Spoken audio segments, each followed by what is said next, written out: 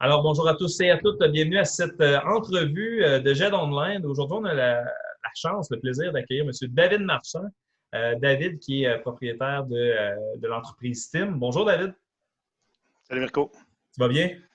Ça va très bien. Super. Hey, merci énormément de participer à GED Online avec nous. Le but aujourd'hui, c'est d'avoir un petit peu une idée de quel type d'entrepreneur à qui on a affaire, quel type d'entrepreneur es-tu, qu'est-ce que tu fais, qu'est-ce que tu as comme entreprise, c'est quoi ça, l'entreprise Steam. Et ensuite de ça, on va parler un petit peu là, de la thématique des valeurs ensemble, là, si tu le veux bien. Donc, je te cède la parole, nous expliquer un petit peu là, comment l'entrepreneuriat est arrivé dans ta vie. Est-ce que ça a toujours fait partie de toi et ta famille? Donc, un petit peu savoir un petit peu de quelle façon là, toi, t'as plongé dans ce monde-là.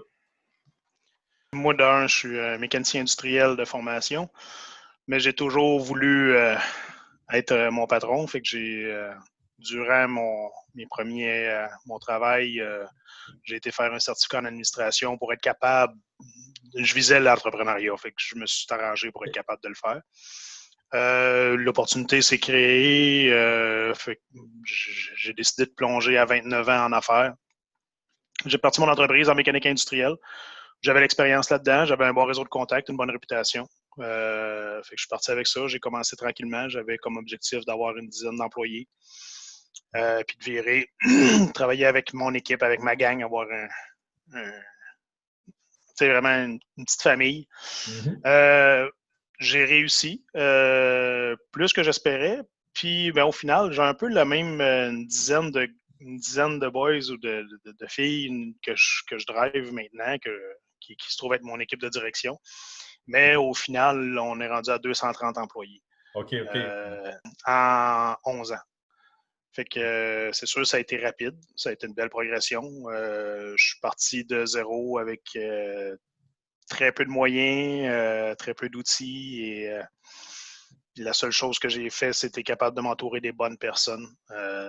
Fait que en allant chercher les bonnes personnes, j'ai été capable de grandir rapidement. Comment on fait pour être capable de déterminer ses valeurs? Est-ce qu'on part de ses valeurs personnelles? Comment on fait pour déterminer après ça? Là, je pitch les questions, là, mais Ouais. comment on fait pour déterminer les valeurs d'une entreprise? Est-ce qu'on tient compte des clients? On tient compte juste de sa propre personne? On tient compte, là, tu as parlé du mot éducation. Donc, j'imagine qu'il y a un exercice à faire qui est très important à ce niveau-là.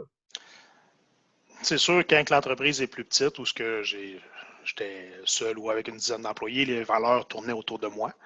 Maintenant, avec l'équipe qu'on est rendu, l'entreprise elle-même a ses valeurs. Steam est une entité en soi, c'est pas moi.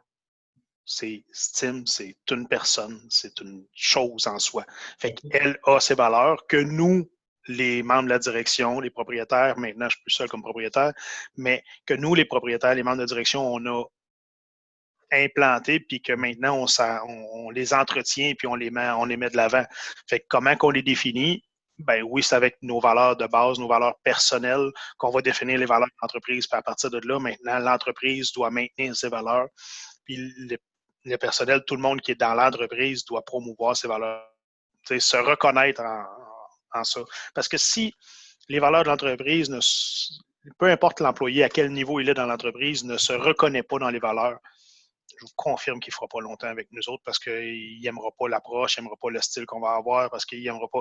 Ça ne le rejoint pas. Fait que ces valeurs-là, véhiculées, et doivent être. Tout le monde doit les endosser parce que c'est le monde qui les endosse vont faire plusieurs années avec nous. Établir ces valeurs dans une entreprise, quand on fait un démarrage ou quand on a une entreprise, c'est pas la finalité des valeurs le jour 1 où ce qui vont être définis.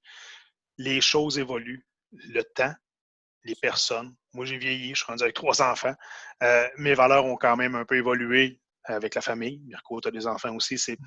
Nos valeurs vont évoluer, puis l'entreprise va évoluer aussi. Fait que c'est quelque chose qui est vivant et qui doit être mis au goût du jour. Les valeurs, ça fait partie de l'entreprise, puis l'entreprise en elle est vivante. C'est un écosystème. Les valeurs doivent évoluer. OK, super. Un peu comme la mission et la vision qu'on traitait dans les dernières semaines. C'est quelque chose qui est en constante évolution. Évidemment, les points d'ancrage vont rester solides, mais il faut que ça soit flexible, il faut que ça soit agile, comme on pourrait dire.